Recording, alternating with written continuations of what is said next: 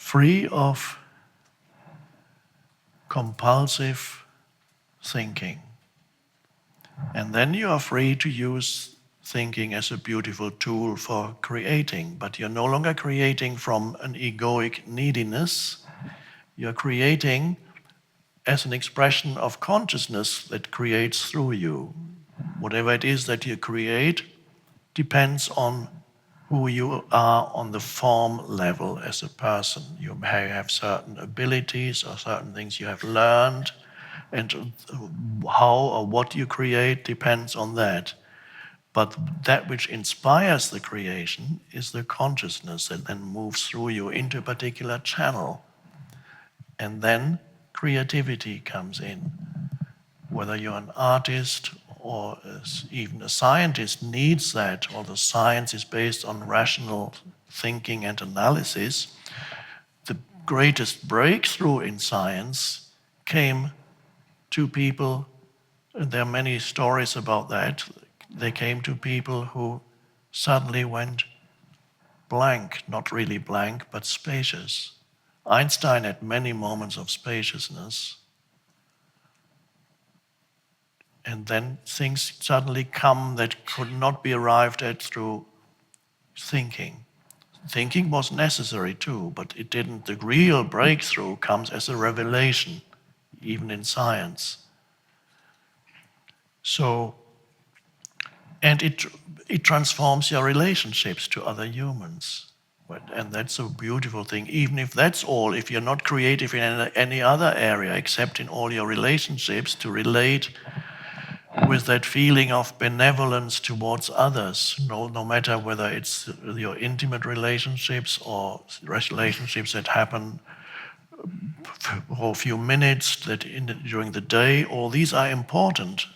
And so when you're no longer judging a human being, then you can sense a flow of goodwill towards a human. But it presupposes that you are not judging yourself either. So first you have come into your own spaciousness, and then you discover the spaciousness in the other, even if they don't know it yet. When your gaze, in a wider sense, gaze not just the visual gaze, but directing your attention to somebody and going deeper than the surface appearance of that person, which is first of all the physical form of that person. Now, for many people, that's the first thing they notice and the last thing they notice. They only relate to another as a physical form, which they either are not interested in or they want it. I want you. And then beyond the physical form, there's the psychological form of that person, the kind of personality that this person has.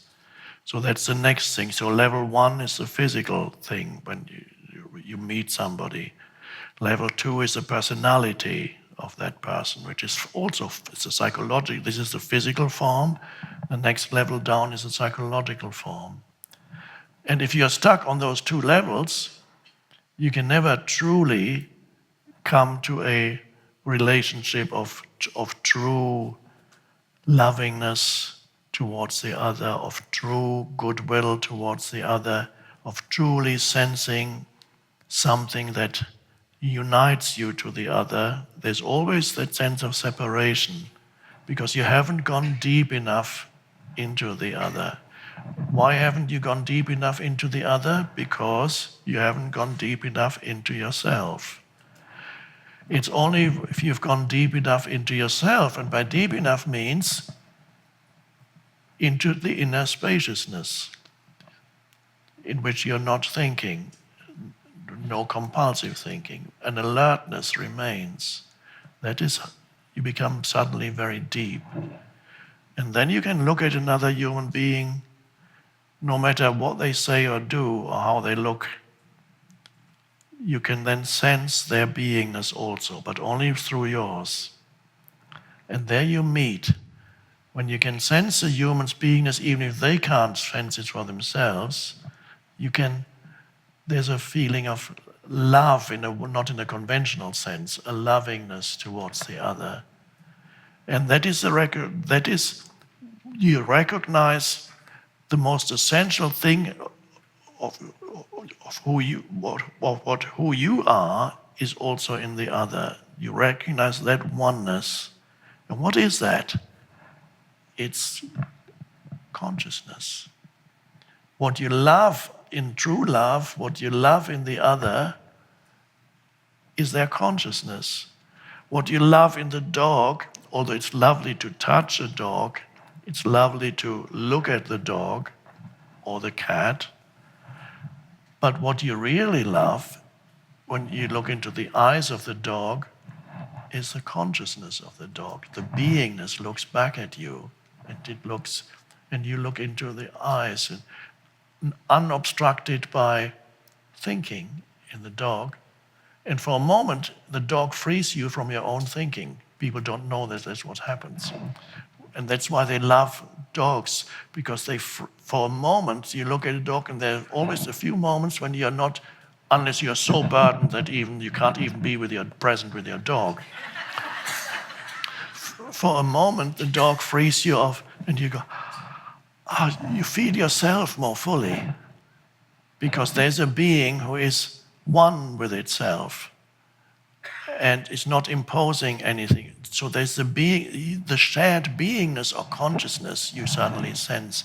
And this shared consciousness, to realize the shared consciousness, is love in the true sense. And the same could happen even with a tree, when you truly acknowledge the beingness of the tree from your inner, so that you look at it without imposing judgment or interpretation on it. It does not mean that you can never say anything about the tree. It means, for example, there are two ways of knowing the tree or anything, or knowing a human being, of knowing anything. There are two ways of knowing,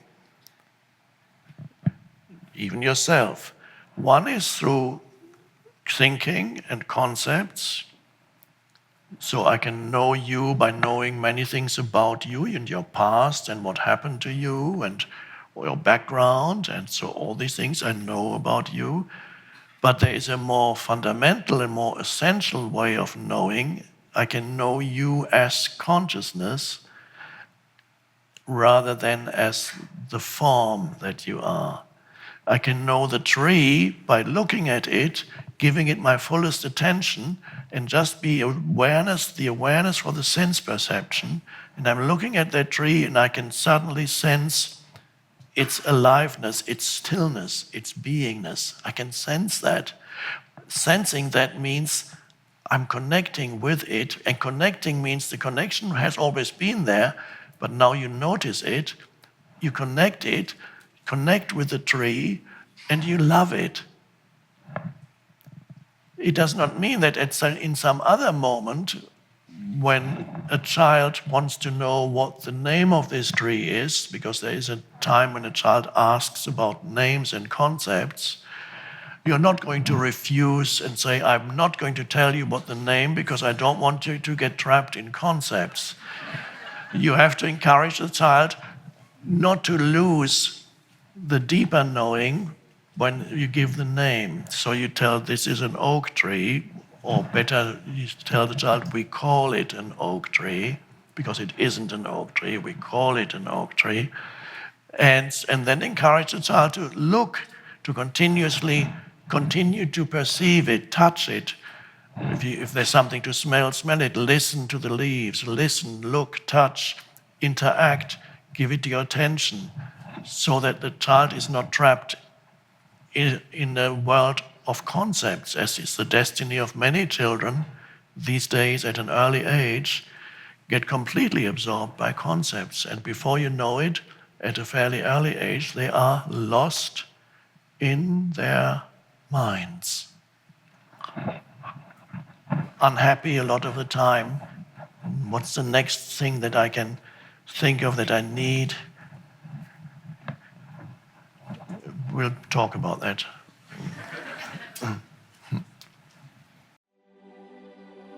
So if you discover within yourself that a lot of the time you're in a state of lack, of insufficiency, of not enough, and you feel that the answer to, the remedy is to be active in this world and achieve and do as much as possible, then you'll probably find that ultimately that is not the answer to your state of lack. In order to transcend, to go beyond your state of lack, of neediness, of not enough, spiritual practice and spiritual realization is necessary. Focus on the realization of being. It's only there that you can go beyond that state of lack, which is ego. Go within and discover who or what you are beyond the person.